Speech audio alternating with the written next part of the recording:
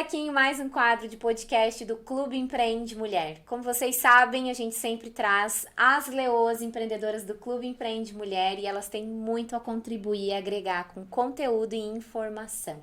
Hoje nós estamos aqui com a empreendedora, psicóloga e especialista em educação parental, Regina. Seja muito bem-vinda.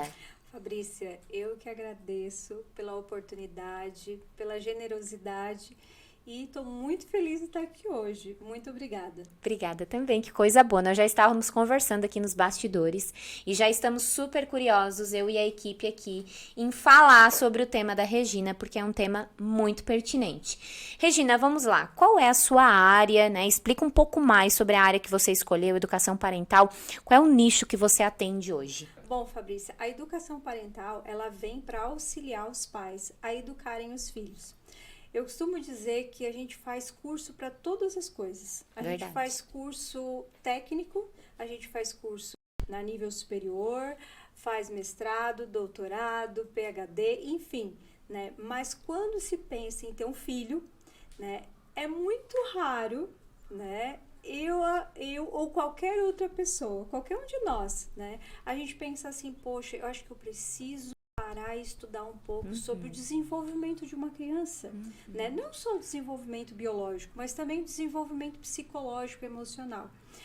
Raramente isso acontece. É verdade. A gente fica muito com aquilo que às vezes os pediatras vão nos orientando, que isso é muito importante, claro. Naquilo que eles dominam, né, Regina? Naquilo que eles dominam, no desenvolvimento biológico. Porém, a gente sabe que existem outras necessidades que precisam também ser atendidas, que são as necessidades emocionais. E aquelas necessidades que vão fazer com que a criança vá formando uma personalidade saudável. Então, a educação parental, ela vem para auxiliar pais, cuidadores, né, a educar os seus filhos de uma maneira que venham a atender essas necessidades e venham a promover a construção de uma personalidade mais saudável. Regina, mas então é só para crianças pequenas, né, que a educação parental vem a atender? Não, também para pais que são pais de adolescentes. Por quê? Até de adultos, né, Regina? Às vezes tem uma relação difícil com o filho, com a filha, né? Ou uma relação rompida e precisa olhar para isso, né? Exatamente. Por quê? Porque a educação parental, ela vem para fazer com que a gente observe o nosso estilo parental, a forma com que a gente conduz essa relação entre nós, educadores, cuidadores, pais e os nossos filhos, as pessoas com quem está sob a nossa responsabilidade. E quando eu falo pessoas que estão sob a nossa responsabilidade, aí eu incluo até, muitas vezes, netos, pessoas que estão sob nossa responsabilidade, porque a gente sabe que hoje, né, as famílias, elas estão muito diferentes, né? Elas estão bastante diversificadas. Então, a gente sabe que tem avós que são responsáveis, muitas vezes, pelos netos, né, por N variáveis, e que às vezes também ficam perdidos nesse processo de educar. E aí, para que a gente possa construir uma educação que seja mais baseada na firmeza e na gentileza e transformar essa relação numa relação mais horizontal, baseada no respeito mútuo, a educação parental, ela vem para suprir essa necessidade que até então, né, não era suprida por nenhuma outra área, digamos assim. E a maioria nem sabe que isso existe, né, Regina? Eu gostei muito das palavras que tu falou. A educação com firmeza e gentileza, né? Então, assim, não quer dizer que você não precise ser firme, não, é necessário. Fala um pouco, o que é firmeza e gentileza na educação parental? Bom, para as mães aí que estão nos ouvindo. Certo. Levando em consideração que a firmeza que eu me refiro é exatamente ao atendimento de uma das nossas necessidades emocionais que o Jeffrey Young, da terapia do esquema, coloca de forma muito clara e objetiva, que é os limites realistas. Todos nós, seres humanos, nós precisamos saber, né, que nós temos limites. Os limites, né, que são ensinados pelos nossos cuidadores desde lá da nossa infância, é o que faz com que a gente consiga depois ter o que a gente chama de autocontrole, né? Tanto dos nossos impulsos, também faz com que a gente tenha autodisciplina, faz com que a gente consiga também respeitar o direito do outro, de ir e vir, e faz com que a gente consiga, né, nos tornar uma pessoa que tenha uma organização dentro da própria vida. E isso a gente não vai aprender quando a gente tiver aos 18, aos 20 anos, ou quando a gente for para o mercado de trabalho. Né? Claro que às vezes, quando não se aprende isso na infância e na adolescência, a gente tem a oportunidade de aprender isso depois. Aí sofre no mercado, né, de trabalho, porque Exato. provavelmente vai repetir lá aquilo que não foi Exato. trabalhado lá na infância, né? E aí, então, essa necessidade emocional básica de limites realistas, né, é essa condição de a gente educar de uma forma segura, né? Uma forma que essa criança entenda até onde ela pode ir. Por isso que a gente diz de uma forma firme, de uma forma segura, de uma forma orientada, de uma forma que ela consiga enxergar naqueles cuidadores uma figura de segurança. E na gentileza, né, também vem ao encontro daquilo que o Jeffrey Young fala, que é a gente validar, né, as necessidades emocionais da criança e também a validação das emoções. Então, quando aquela criança ela está com medo, né, ela está preocupada ou ela está triste, a gente reconhecer a emoção, a gente dar colo, a gente mostrar para ela que a gente está ali disponível para ela e que a gente está ali, né, aberto, né? E também aberto a muitas vezes compartilhar com ela a própria emoção que a gente está sentindo. Porque essa é uma forma que a gente tem também de ensinar para eles que sentir uma emoção não é sinônimo de fraqueza. Que é permitido, né, Regina? Que é permitido. Então, isso é o que vai fazendo com que a firmeza e a gentileza vão caminhando juntas. Tem algo que eu gosto muito de falar quando eu vou fazer, né, as sessões de orientação para os pais, é que assim, quando existe excesso de firmeza, a gente tem uma educação autoritária. Quando a gente tem excesso de gentileza, a gente tem uma educação negligente. Que é complacente, né? Exatamente, Tudo pode, tudo essa criança vai ter dificuldade com limites, exato. no enfrentamento da vida também, né? Exato. Às vezes, foi demitida ou não conseguiu algo que gostaria. Isso vai prejudicá-la na frente, né, Com Regina? certeza, né? Então, assim, quando a gente tem excesso de firmeza, autoritarismo. Excesso de gentileza, a gente não vai ter, né, limites, a gente não vai ter ordem, disciplina, e a gente vai ter uma maneira de conduzir que aparentemente é muito amorosa, mas que faz com que a criança também se sinta insegura, porque ela precisa do amor, mas ela também precisa se sentir segura. E depois essa criança, né, quando adulta, porque eu sempre falo, a gente cresce, mas a nossa criança interior não adultece. Exatamente. Né? Depois ela vai exigir isso. Certa vez eu ouvi de uma empreendedora, ela falou, em um dos módulos da mentoria a gente trabalha a relação com o dinheiro, né? E aí essa pessoa falou, porque os meus pais são culpados porque eu fui me relacionar com o dinheiro só depois dos 18 anos de idade. Meus pais me deram tudo, me deram um cartão de crédito, ela não vinha de uma família com muitos bens, com patrimônio, mas com uma família que tentou fazer de tudo para que ela tivesse o mínimo possível de conforto. Então, ela tinha um cartão, é claro que ele tinha um limite, mas ela foi pegar o dinheiro em espécie, tipo assim, agora é tu, contigo mesma, te vira, com 18. E aí, o que ela traz, né? Ela já tentou mais de um negócio, não dá certo.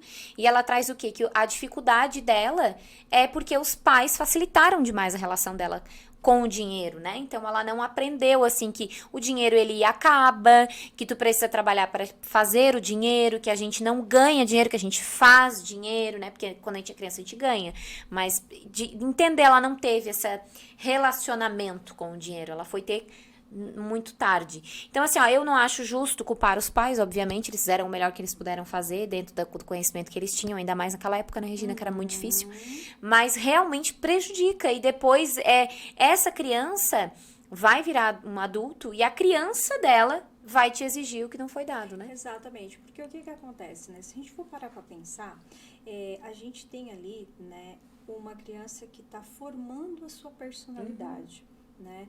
E a gente, dentro da terapia do esquema, a gente sempre fala que os esquemas, que são traços de personalidade que de certa forma são disfuncionais, porque são baseados, né, são construídos a partir de experiências iniciais precoces que não foram saudáveis, dessas necessidades emocionais que não foram bem supridas, né, a partir também, né, de traços temperamentais que já vem na nossa carga genética. Todo esse contexto vai construindo o que a gente chama de esquemas mentais desadaptativos. E um deles, né, quando não atendido essa necessidade emocional dos limites realistas, que está dentro dessa firmeza que a gente fala lá dentro da educação parental, o que acontece? Vai fazendo com que a gente vá se construindo o que a gente chama de esquema de autocontrole e autodisciplina insuficiente. E vai fazendo com que esta pessoa, né, ao longo da sua vida adulta, ela tenha muita dificuldade para lidar com a frustração, né? Ela não tem, né, vamos dizer assim, capacidade para esperar, né? Acaba se tornando muito impulsiva, né? Tem pouco autocontrole, pouca capacidade de gerir a sua própria vida, o tempo, o planejamento, organização, das coisas às vezes mais simples, né? A gente não precisa nem pensar na organização e no gerenciamento de uma empresa, a gente pode pensar na organização e gerenciamento até da sua própria casa, da sua própria família. Então, são traços da personalidade que vai se formando desde muito cedo e que, querendo ou não, né, vai fazendo com que essa pessoa vá se relacionando consigo próprio e com os outros e com a própria vida de uma maneira mais disfuncional. Então, quando a gente consegue, né, desde mais cedo, né, com o trabalho da educação parental, né, de alguma maneira, e prevenindo isso, a formação desses esquemas desadaptativos por meio de conhecimento e por meio do atendimento dessas necessidades emocionais básicas das crianças, a gente vai fazendo com que, querendo ou não, a gente vá tendo adultos que se tornam mais saudáveis emocionalmente.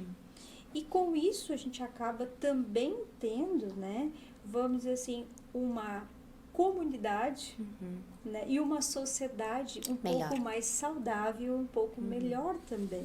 Agora eu vou fazer uma pergunta. A gente adora colocar as entrevistadas em saias justas. Vou fazer uma pergunta que eu acho que toda mulher empreendedora gostaria de ouvir.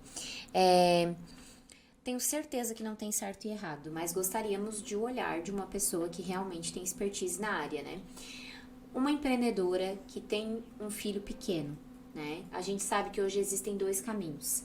A empreendedora que opta por dedicar-se 100% à maternidade e o lar, e largar a carreira por um tempo, e a empreendedora que opta por manter a sua atividade profissional e se organizar e tentar entregar um tempo de qualidade para essa criança e não com quantidade, né? Fala um pouquinho sobre essas duas situações para nós. Eu sei que tu vai me dizer que não tem certo e errado, né? Desde que a condução dessa educação seja de maneira assertiva na grande maior parte do tempo, imagino. Mas o que tu tem para nos dizer sobre isso na educação? Bom, talvez a minha resposta seja um pouco diferente daquelas que a gente está acostumado a ouvir, né? Que não tem certo e errado, que se houver um tempo de qualidade, esse tempo de qualidade já vai suprir. Bom, eu faria uma reflexão um pouco anterior. Eu diria que a gente precisa prestar atenção no funcionamento da minha criança, do meu filho. Por quê, Fabrícia? Porque assim, quando a criança nasce, ela não nasce com personalidade formada. Então, a única coisa que ela traz é a base biológica, que é o que a gente chama de temperamento. Que é uma partezinha da nossa personalidade que o restante depois vai se desenvolver com, né, a interação dela com aquele meio que ela vai viver e com as pessoas com quem ela vai conviver.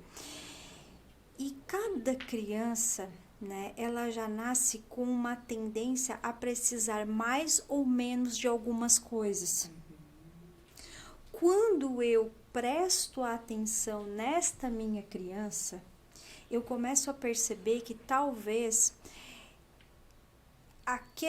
por exemplo, o Joãozinho, né, o meu filho de 1 ano, ele não precisa que eu fique tanto tempo em cima dele ensinando as coisas.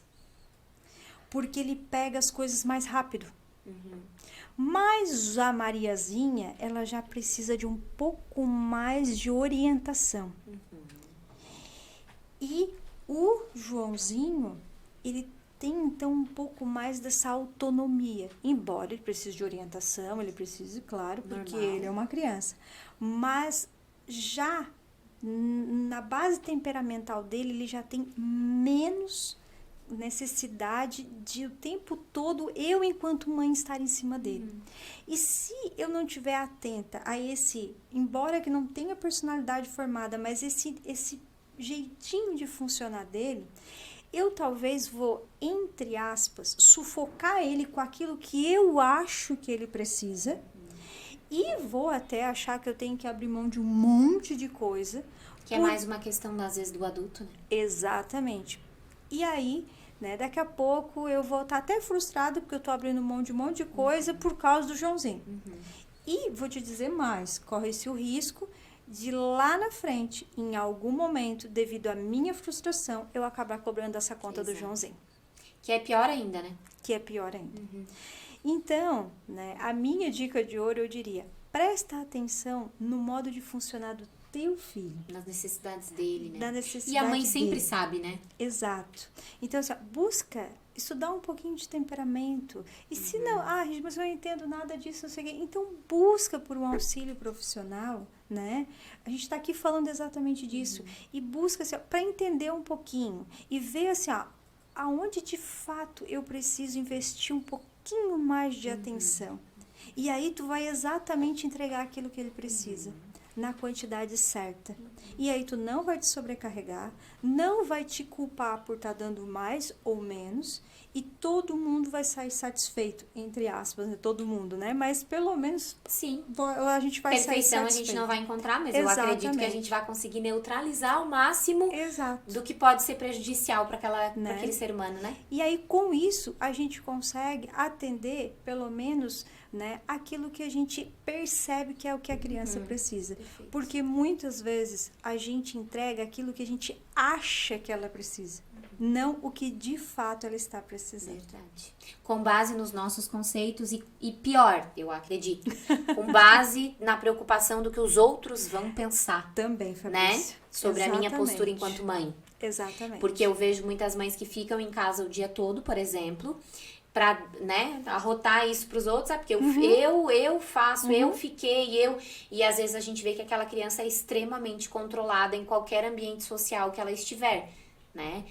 Então, acho que e faz muito sentido isso que tu trouxe. Eu nunca tinha ouvido e nem visto por esse ângulo. Estou aprendendo aqui hoje. Bom, Regina, outro tema que eu acho bem pertinente nós falarmos, porque a grande maioria das pessoas, né, mulheres aí que estão nos ouvindo, tem queixa sobre a questão de atenção, né? Vamos falar sobre TDAH, que algumas pessoas até brincam sobre o TDAH.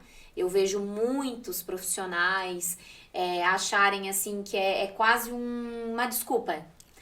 Porque, tu sabe, né? Eu tenho TDAH. Isso é aquilo, outro. Mas é porque eu tenho que dar um desconto porque eu tenho TDAH. Então parece assim, que é moda, eu descobri e agora eu posso usar e isso é meu benefício. O que afinal de contas é o TDAH e quais são os principais, né, pontos que a gente precisa observar? Não, pode ser que eu tenha TDAH. Então, o TDAH é um transtorno do neurodesenvolvimento. Então, o que é isso, Regina? Um transtorno do neurodesenvolvimento. É um transtorno que, na verdade, a gente não vai desenvolver ele após a gente ter nascido. Então, não existe, né? Eu agora descobri que eu desenvolvi o TDAH. Tá, o cara tem 20 anos. Não, se tu Sempre teve. Não existe desenvolver TDAH aos 18, na adolescência, não existe isso. O TDAH é um transtorno de neurodesenvolvimento, ou seja, durante o desenvolvimento, o TDAH se desenvolveu esse transtorno, porque existem alterações neurológicas, Ou seja, então, já veio dentro enquanto estava se construindo, esse cérebro estava se desenvolvendo já, ali, né, o transtorno já foi se instalando. Em função disso, né, ele acomete a grande maioria mais no sexo masculino, né? E os primeiros sintomas, eles precisam, né, estar presente. Alguns autores falam pelo menos antes dos 7 anos e outros até os 12 anos. Então, ainda existe uma discussão a respeito dos primeiros sintomas. E que sintomas são esses, né?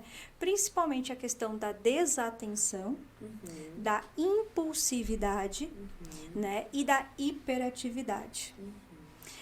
Bom, Ou seja, a pessoa muito agitada.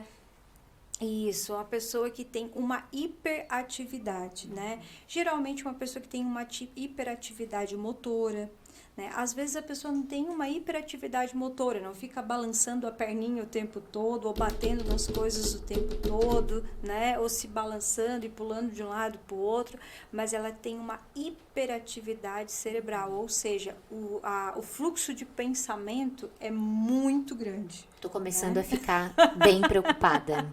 Ela está me descrevendo. Tem algum teste que a gente faz? Porque assim, eu sei falar muito da organizacional, da psicologia do trabalho agora. Mas da clínica, não molhei o pé nessa praia. Certo. Então, quem é que faz, né, então, essa avaliação, né? Essa é uma pergunta bastante importante, porque é o que chega, né, muitas vezes pra gente lá no consultório. Bom, essa avaliação, ela é feita, né, pode ser realizada tanto pelo psicólogo, quanto pelo psiquiatra, quanto pelo neurologista. O neurologista e o psiquiatra, ele vai fazer uma avaliação clínica, então, né, dentro da história clínica do paciente, né, ele vai, então, avaliar se existiu algum indicativo de algum desses sintomas desde a infância até os dias atuais. Por que até os dias atuais? Porque mais de 60%, né, alguns autores trazem até 67%, das crianças com TDAH vão ser adultos que vão se manter com os sintomas do TDAH ativos, vamos dizer assim. Ou seja, não tem cura, tem como neutralizar, mas... Na verdade, a gente não tem cura para o TDAH, né? Uma vez TDAH, sempre TDAH. Eu queria avisar o meu marido, então, né? É isso, é o que temos. O que vai acontecer é que não é que o transtorno vai desaparecer, é que, às vezes, a sintomatologia daquela criança, ela não era tão, vamos dizer assim, exacerbada, ela não era tão forte. Então, faz com que ela, ao longo do desenvolvimento e também conforme, né, a condução lá em casa, a condução na escola, o contexto que ela está inserida, ela vai construindo estratégias para lidar com as próprias dificuldades. Perfeito. E isso ela vai acabando não tendo prejuízos acadêmicos, sociais, de relacionamento. Mas o TDAH vai sempre existir. Ou seja, ela aprende a jogar o jogo dela. Exatamente. E aí, né, então, o clínico, né, o psiquiatra ou o psicólogo vai fazer essa avaliação clínica, né, com base no histórico, e o psicólogo ou neuropsicólogo também vai fazer, então, uma avaliação também voltada à história daquele paciente, mas também vai se utilizar das escalas, dos testes, para avaliar o que a gente chama de funções executivas, que entra a questão do gerenciamento, resolução de problemas, autocontrole, motivação, né, que tudo está nessa região do nosso cérebro aqui, que é o pré-frontal, né, que o TDAH, por sinal, né, faz com que comprometa bastante essas funções executivas. É o que faz com que a pessoa que tem o TDAH, né, tenha dificuldade de organização, de disciplina, de gerenciamento de tempo, de planejamento. É por isso, porque ele justamente acaba prejudicando essa área do cérebro que é responsável por essas funções. Também a questão da atenção. Então, a atenção concentrada, atenção dividida, atenção alternada, muitas vezes elas podem estar prejudicadas, na maior parte das vezes. Como impacta, né, Regina? Impacta muito. A gente faz avaliação psicológica para contratação, né? E algumas empresas, lá no grupo GFP, que é uma das minhas empresas, pedem pra gente, olha, eu preciso de um profissional com bastante atenção, vai trabalhar com finanças, ou vai trabalhar no caixa, ou um gestor de tráfego, ou algo nesse sentido, né? E quando a gente vai aplicar o teste de atenção concentrada, nossa, a gente fica chocado, assim. Exatamente. Principalmente essa nova geração, assim, como eles têm dificuldade. Não sei se são muitos estímulos hoje, né? Desde muito jovens, né? Desde bebê, a gente tem o celular na palma da mão, são muitos estímulos. Não sei se tudo isso piora um pouco mais, não sei o que tu tem para dizer em relação a isso. Então, né, a gente começa já a ter pesquisas, né, que vão estar falando sobre essas questões, né, sobre o impacto das tecnologias sobre o funcionamento mental do nosso cérebro. Com certeza deve ter um impacto. E que não são nem um pouco favoráveis, né, imagino. Infelizmente não. Né? Então, ali, quando a gente vai fazer a avaliação para o TDAH, a gente vai avaliar também a questão do processo em relação ao processamento da informação, né? Em relação à memória de trabalho, que também acaba sendo comprometida em função do TDAH. E tu fazes isso ou tu encaminhas? Sim. Hoje, como eu faço a especialização também em neuropsicologia, porque é uma das minhas paixões, né? Também, então, hoje eu também faço a avaliação neuropsicológica para avaliação do TDAH e também trabalho com a intervenção, que a gente chama, né? Que a terapia cognitivo-comportamental hoje é o padrão ouro para trabalhar com, né, o paciente com o TDAH. Que é ajudar essa pessoa realmente a lidar com isso e aprender a conviver e não prejudicar as suas relações, o seu trabalho. Exatamente, porque o que acontece, Fabrícia? Além de comprometer as nossas tarefas diárias, né, tanto no trabalho quanto em casa, né, em casa às vezes até compromete também quando é criança, adolescente, começa a gerar conflito, porque deixa coisa aqui, deixa coisa lá e começa aqueles conflitos em casa, né, começa o estresse, então dá muito problema. Também quando se trata dos relacionamentos, né, entre homem e mulher, né, os casais, né, enfim, que é a questão do esquecer data de casamento, esquecer as coisas, esquecer de comprar, esquecer de pagar, e aí começa, porque tu é sempre assim, desorganizado, e aí começa a gerar um monte de problema. Geralmente a gente casa ou se relaciona com alguém que é muito bom naquilo que nós não somos, então não tem o que falta no outro. É o lado bom e o lado da treta, né? Então, e aí começa a gerar esses conflitos. Além de tudo isso, além dos prejuízos acadêmicos no trabalho, de relacionamento, também tem o prejuízo na própria autoestima. Imagina. Por quê? Porque como é uma criança, é um adulto hoje, mas que na infância já apresentava alguma sintomatologia, querendo ou não, essas crianças, de alguma maneira, elas em algum momento foram conhecidas justamente pelas suas dificuldades. O Mundo da Lua, Fantástico Mundo de Bob, Não Para Quieto, Capetinha, o Denis, verdade.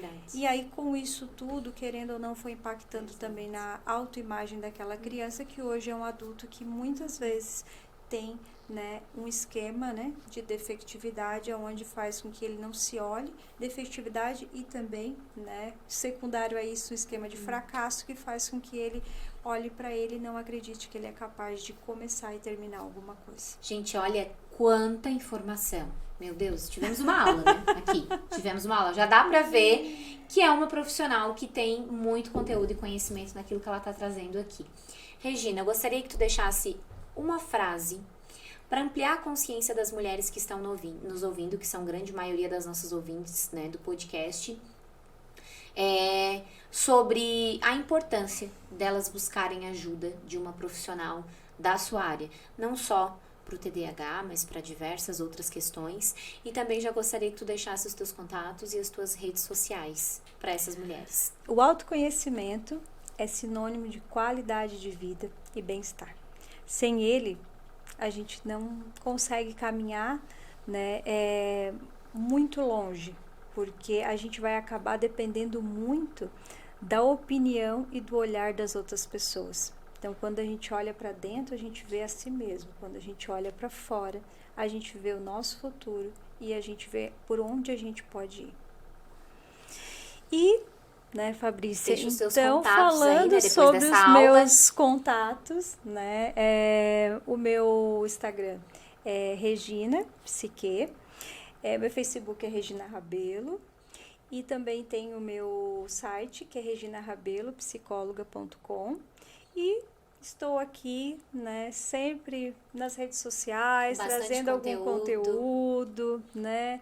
De vez em quando eu estou em alguma rádio, estou na televisão, estou por aqui, né?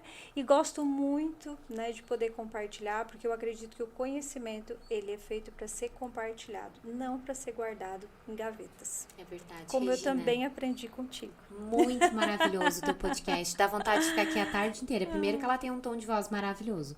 E segundo que, assim, é gostoso de ouvir quem tem conhecimento e propriedade naquilo que tá falando. Parece realmente, assim, que tu tá deslizando nas palavras. Maravilhoso, adorei. Aprendi, tive uma aula aqui hoje, né? Eu quero que muitas mulheres, muitas pessoas tenham acesso a esse conteúdo, porque tu tem muito pra entregar.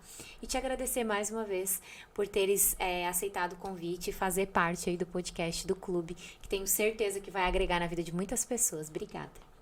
Fabrícia, eu que agradeço, te dizer que eu me sinto muito feliz em poder ter te conhecido de fato. Gratidão. Né? E que realmente fez total diferença poder caminhar contigo e estar junto contigo. Obrigada. Né? Por todos esses dias, por todos esses momentos que tiveram dias muito difíceis, né? Mas hoje estou aqui para contar a história. Ainda melhor. Obrigada. Gratidão. Eu que agradeço. Você que nos acompanhou aqui nesse podcast, não esquece de deixar sua curtida aqui e de se inscrever no nosso canal para você receber ainda mais conteúdo. Nós teremos outros quadros incríveis por aqui.